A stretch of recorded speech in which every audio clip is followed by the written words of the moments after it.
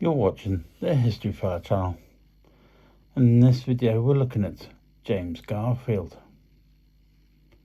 James Abram Garfield was born on November the 19th, 1831, and would die on September the 19th, 1881. Garfield was the 20th President of the United States, serving from March 1881 until his assassination in September 1881. A lawyer and Civil War general, Garfield served 9 terms in the United States House of Representatives, and is to this date the only sitting member of the House to be elected president. Before his candidacy for the White House, he'd been elected to the U.S. Senate by the Ohio General Assembly, a position he declined when he became president-elect. Garfield was born into poverty in a log cabin and grew up in northeastern Ohio. After graduating from Williams College, he studied law and became an attorney. He was active in the Stone Campbell Movement denomination, and Garfield was elected as a Republican member of the Ohio State Senate in 1859, serving until 1861.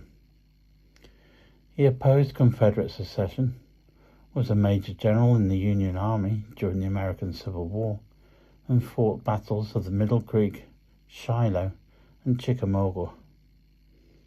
Garfield was elected to Congress in 1862 to represent Ohio's 19th District.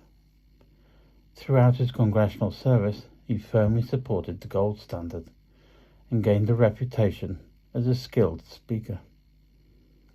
He initially agreed with the radical Republican views on Reconstruction, but later favored a moderate Republican-aligned approach to civil rights enforcement for freed men. Garfield's aptitude for mathematics extended to a notable proof of the Pythagoras theorem, which he published in 1876. At the 1880 Republican National Convention, delegates chose Garfield, who had not sought the White House, and as a compromise presidential nominee on the 36th ballot. In the 1880 presidential election, he conducted a low-key front porch campaign and narrowly defeated the Democratic nominee, Winfield Scott Hancock. Garfield's accomplishments as president included his resurgence of presidential authority against senatorial courtesy in executive appointments, a purge of corruption in the post office, and his appointment of a Supreme Court justice. He advocated for agricultural technology, an educated electorate, and civil rights for African Americans. He also proposed substantial civil service reforms, which were passed by Congress in 1883, as the Pendleton Civil Service Reform Act, and signed into law by his successor, Chester A. Arthur.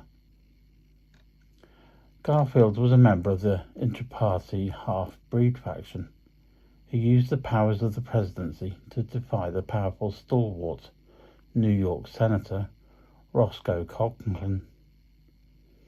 He did this by appointing Blaine faction leader William H. Robertson to the lucrative post of the collector of the Port of New York. A fracas ensued that resulted in Robertson's confirmation and the resignations of Conkling and Thomas C. Platt from the Senate. On July the 2nd, 1881, Charles Guiteau, a disappointed and delusional office seeker, shot Garfield at the Baltimore and Potomac Railroad station in Washington. The wound was not immediately fatal, but managed to kill Garfield on September the 19th, 1881. This was due to infection caused by his doctor's unsanitary methods.